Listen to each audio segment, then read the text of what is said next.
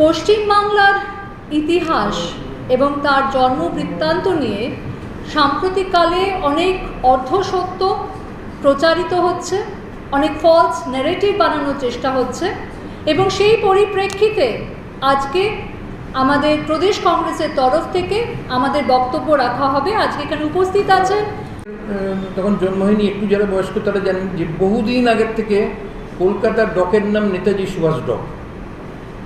হঠাৎ করে 2020 সালে নেতাজির ওপর শ্যামাপ্রসাদকে চাপিয়ে দেওয়া হলো। শ্যামাপ্রসাদ বন্দর দেশের লোক নাকি ভীষণভাবে দাবি করছিল। এইবার যেদিন শপথ গ্রহণ হলো সেই দিন সকালবেলায় সমস্ত কাগজে বিরাট বিজ্ঞাপন হলো, বঙ্কিমচন্দ্র, রবীন্দ্রনাথ, শ্যামাপ্রসাদ।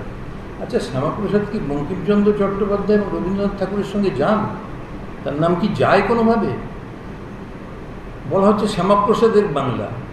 এটা রামমোহন, বিদ্যাসাগর, মাইকেল, রবীন্দ্রনাথের বাংলা নয়, নজরুলের বাংলা নয়, এটা বিনয় বাদল, দীনেশ, ক্ষুদিরাম, নেতাজি সুভাষের বাংলা নয়।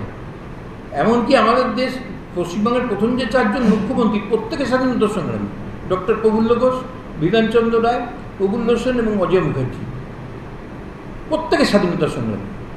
শ্যামাপ্রসাদের বাংলাটা হয় কী করে? কিন্তু বাংলার অ্যাসেম্বলি, শুধু পশ্চিমবাংলার অ্যাসেম্বলি না, বাংলার অ্যাসেম্বলি বসবে, সেখানে ভোট হবে।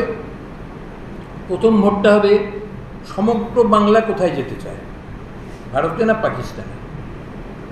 তাতে সমগ্র বাংলায় মুসলিম লীগের মেজরিটি ছিল, ওদের 117টা সিট ছিল, কংগ্রেসের ছিল 87টা। মনে রাখতে হবে তখন নির্বাচন হতো মুসলিমদের সংরক্ষিত আসনে শুধু মুসলিমরাই দাঁড়াতে পারত, মুসলিম লীগ সেখানে জিতেছিল। আর জেনারেল সিটে কংগ্রেস দাঁড়াতে পারত। হিন্দু সভা 1 জন মাত্র, শ্যামাপ্রসাদ মুখার্জি। কমিউনিস্ট পার্টির 3 জন, জ্যোতি বসু, রতনলাল ব্রাহ্মণ আর রূপনারায়ণ রায়, উনি ওপার বাংলায় পড়ে গেছেন। হ্যাঁ, তা কথাটা হচ্ছে যে প্রথমে গোটা বাংলা প্রতিনিধিরা ভোট দেবেন, তারা কোন দিকে যাবেন। সংখ্যাগরিষ্ঠতায় পাশ হলো যে গোটা বাংলার সংখ্যাগরিষ্ঠ অংশ মনে করছে আমরা পাকিস্তানের সঙ্গে যাব। তারপরে আরও 2টো ভোট হলো, একটা হচ্ছে শুধু পূর্ব বাংলার সদস্যদের ভোট হলো, সেখানে মুসলিম লীগ মেজরিটি, তারা বললো আমরা পাকিস্তানে যাব। থার্ড হচ্ছে পশ্চিমবাংলার অংশের ভোট হলো।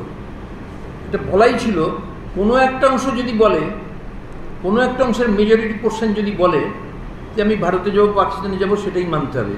এবার পশ্চিমবঙ্গের অংশের প্রতিনিধিদের যখন ভোট হলো তখন মোট হচ্ছে 58 জন ভোট দিল আমরা পশ্চিমবঙ্গে যাব। এই 58 জনের মধ্যে 1 জন হিন্দু মহাসভা শ্যামাপ্রসাদ মুখার্জি, 2 জন কমিউনিস্ট পার্টি জ্যোতি বসু, রতনলাল ব্রাহ্মণ, আর বাকি সবই হচ্ছে কংগ্রেসের প্রতিনিধি।